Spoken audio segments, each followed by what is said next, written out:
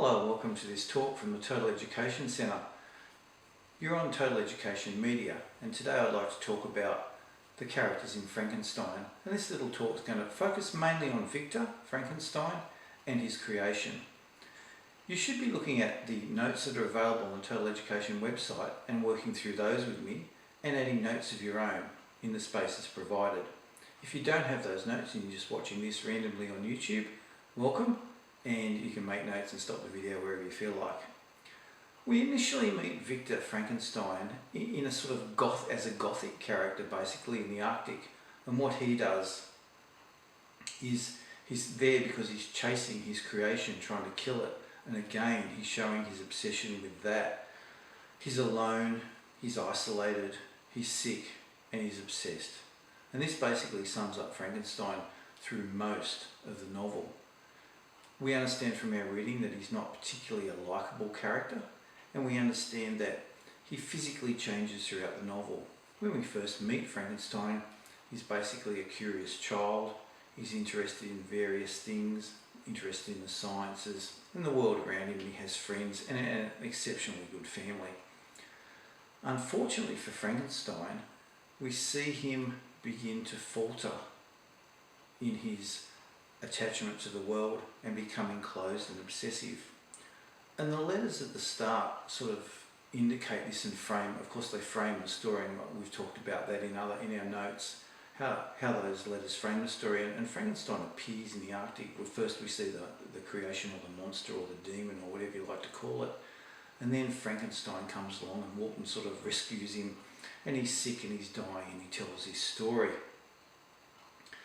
His life, of course, is a cautionary tale, and importantly, that cautionary tale is meant to warn us about some of the values that Shelley's trying to provide. And we've talked about the values in the lecture notes, and probably we'll discuss a little bit about those here. But it's important to remember that his life is flawed as such, and Shelley portrays him as a flawed character in many ways. We need to look at his egotistical, obsessive nature, and everything always seems to be about Frankenstein and about him. And while he is fascinated by the mysterious and he's intrigued by what goes on around him, it becomes too narrow an obsession. And he leaves his family, he leaves his friends, and begins to create life, playing the role of God. And of course, this fails. His obsessive personality leads him to create a creature not as God would have done in his own image, but as a giant creature, far larger, far stronger, and as we find out later, probably more human than Frankenstein is in many ways. And this is the dichotomy in the story.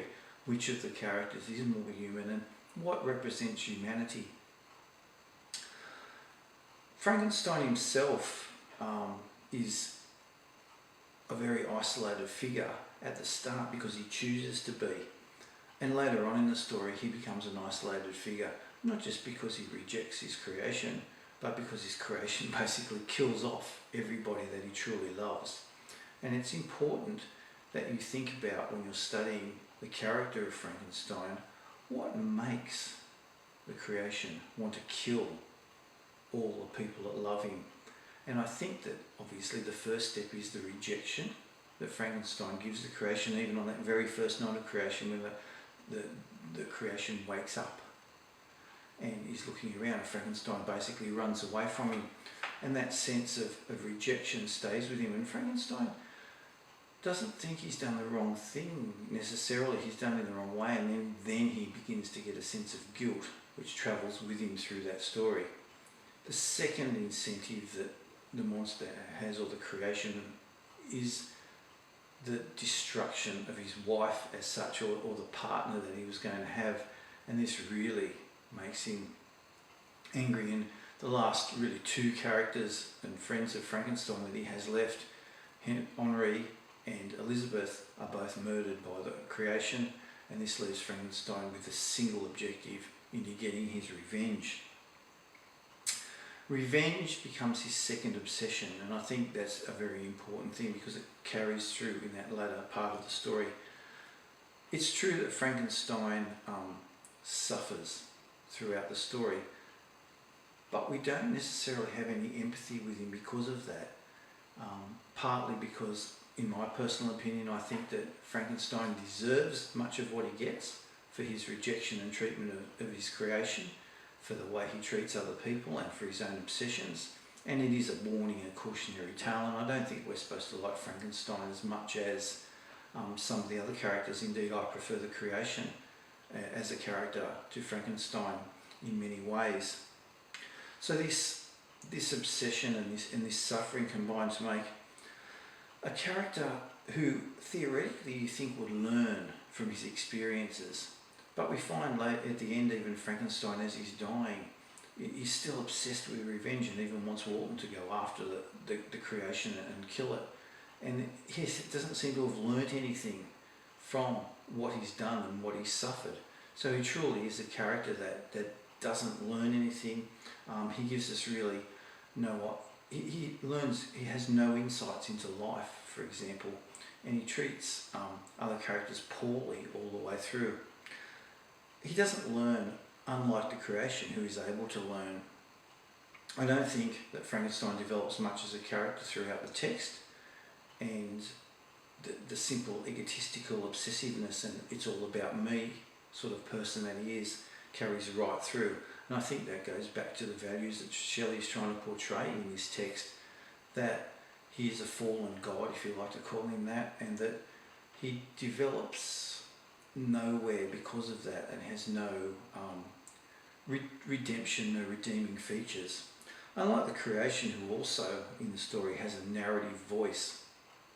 And we learn about his tale, and his tale is in the centre of the novel, and it's framed by Frankenstein's story, and it's framed by the two sets of letters. The creation is very different. He suffers much at the hands of humanity, but mainly he feels that he suffers because of the manner in which he's treated by his creator, or Frankenstein.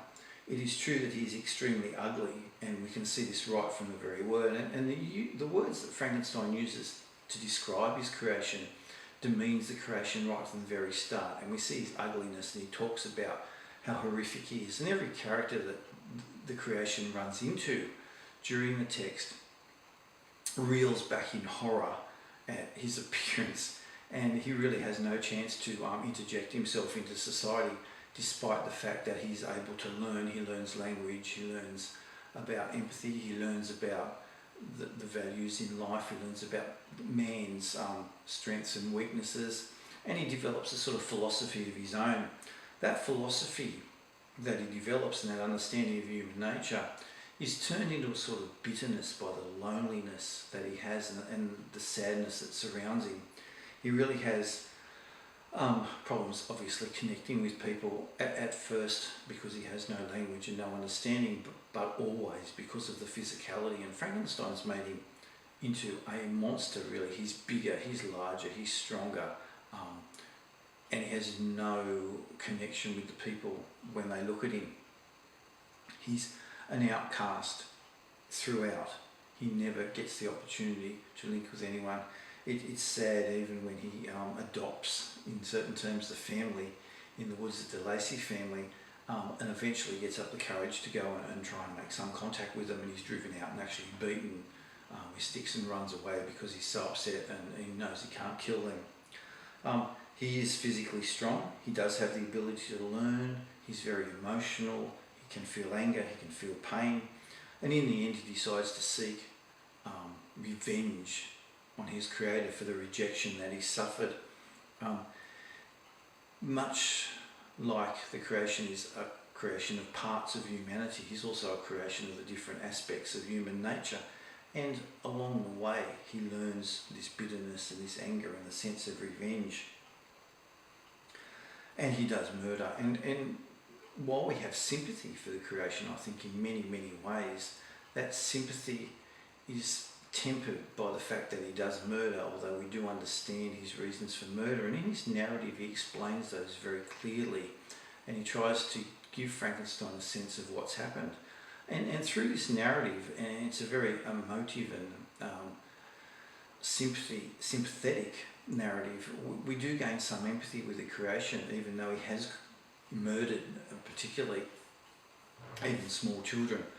However, Frankenstein does feel sympathy for him for a little while and agrees in the end to create a mate for him so he can go off and have some companionship. But when he again rejects this and destroys it, that ends the relationship completely, and it becomes one of mutual hatred and bitterness. The creation's main focus is seeking belonging somewhere.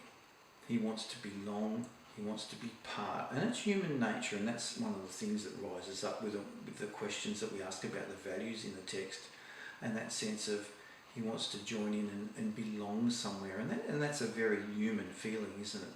That's one where we look at things and we need to be social, we need to have people to talk to, we need to link in with people, and I think that's one of the things that we need to do.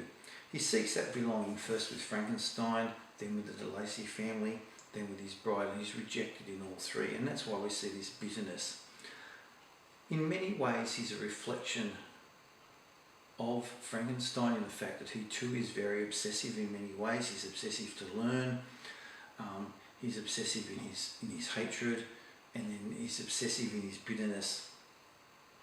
What happens to him in the end, we never really know. He says he's going to head off alone, put himself on a funeral pyre and kill himself, but we don't really know if that happens or not, and we never actually get to read that, and we don't know specifically if that's going to happen or not. And so really it's an open-ended thing. The last person to see the creation, of course, is Walton, and Walton's another not very likeable character. He too is a little bit egotistical. He wants immortality in his search for the world and the search for a new way through, and he's going to the Arctic, he's taking on great dangers, and he's also very naively romantic with the capital R character. He develops this passion as a child, as an explorer. He thinks it's all going to be fine and wonderful, and he really is naive in his approach to everything. And we see his romantic nature in the story that he tells about the captain and the bride, and she's really in love with someone else. And it's the letters that we learn about Walton through those letters, and they frame the whole story, and they're a link really between the reader and the story. And Walton's value is in that, really.